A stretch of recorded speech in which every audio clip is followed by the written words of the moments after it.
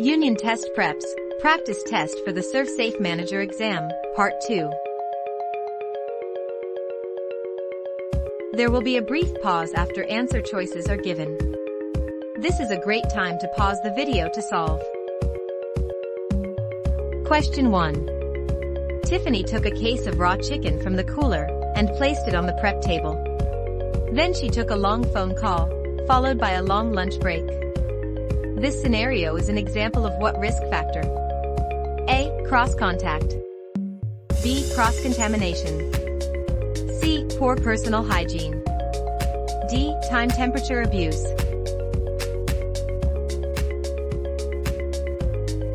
D. Time-temperature abuse is one of the 5 most common risk factors that could result in foodborne illness.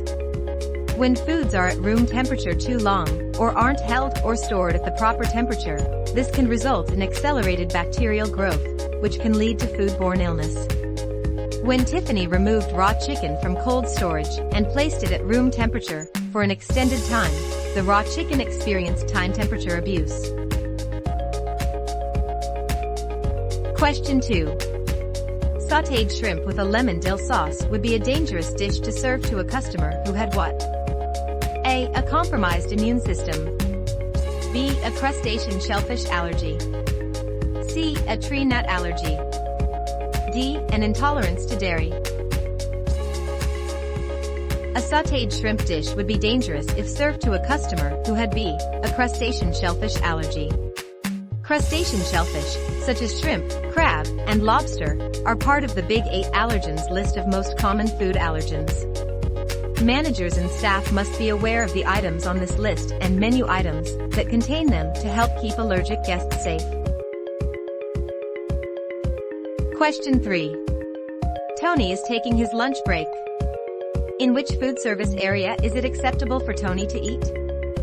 A. The food prep area. B. The dishwashing area.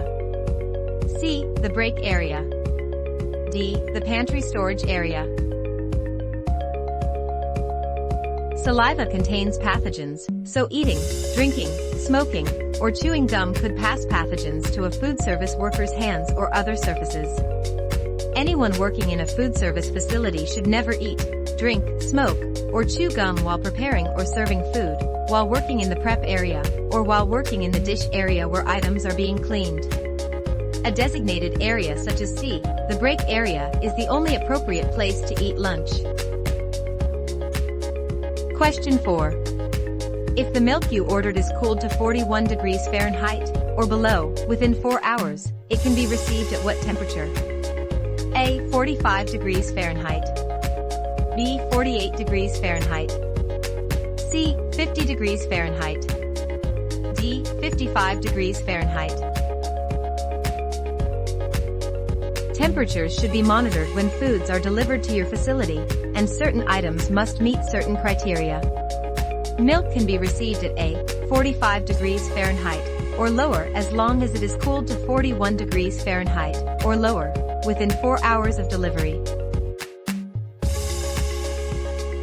Question 5. Prep sinks must be cleaned and sanitized between uses to prevent what common risk factor? A. Water toxicity. B. Time-temperature abuse. C. Cross-contamination. D. Corrosion. Prep tables and prep sinks, along with any and all equipment, tools, and utensils used in food preparation, must be cleaned and sanitized to prevent against C. Cross-contamination. Question 6. Which of the following could be reserved to a new customer? A. Untouched bread and rolls. B. A garnish that was pushed to the side of the plate. C. A dish of salsa that wasn't used. D. An unopened and untorn package of crackers. A condiment, garnish, or bread basket that has been returned or unused by a customer must never be reserved or combined with fresh food, especially uncovered condiments like small bowls of salsa, ketchup, butters, or anything similar.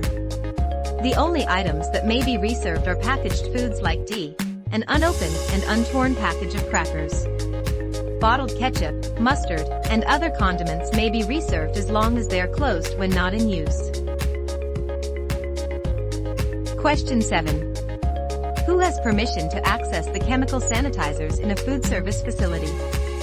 A. All employees when managers are present.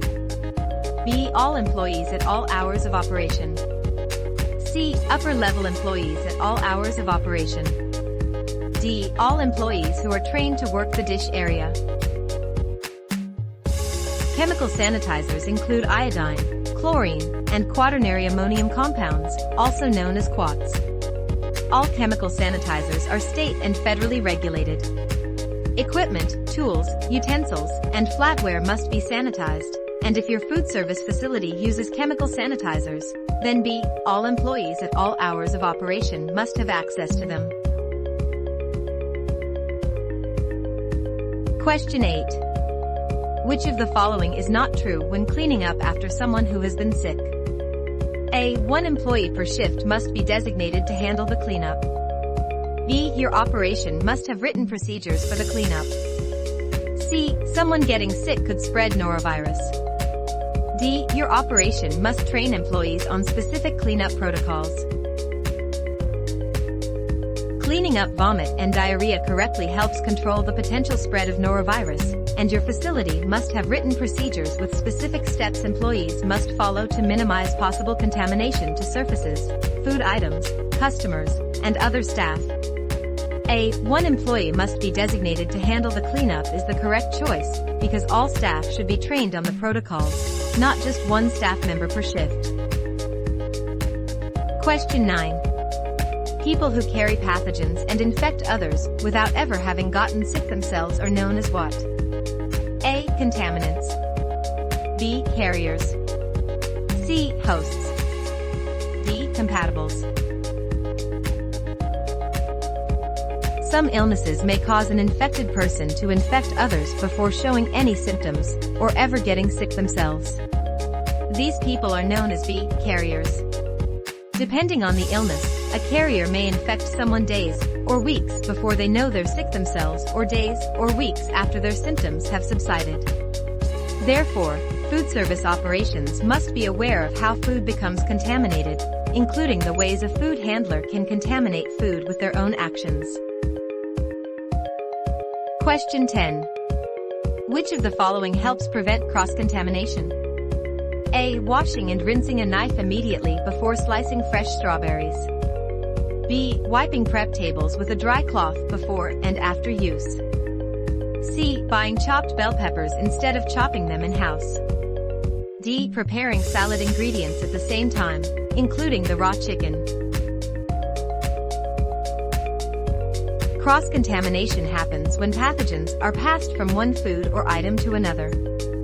C. Buying chopped bell peppers instead of chopping them in-house could help prevent cross-contamination, since the peppers never have to come in contact with potentially contaminated tools or equipment. To avoid cross-contamination, every food contact item and surface must be washed, rinsed, and sanitized before and after use, and allowed to air dry. Raw and ready-to-eat items should never be prepared at the same time, and never with the same equipment and tools unless they have been properly cleaned.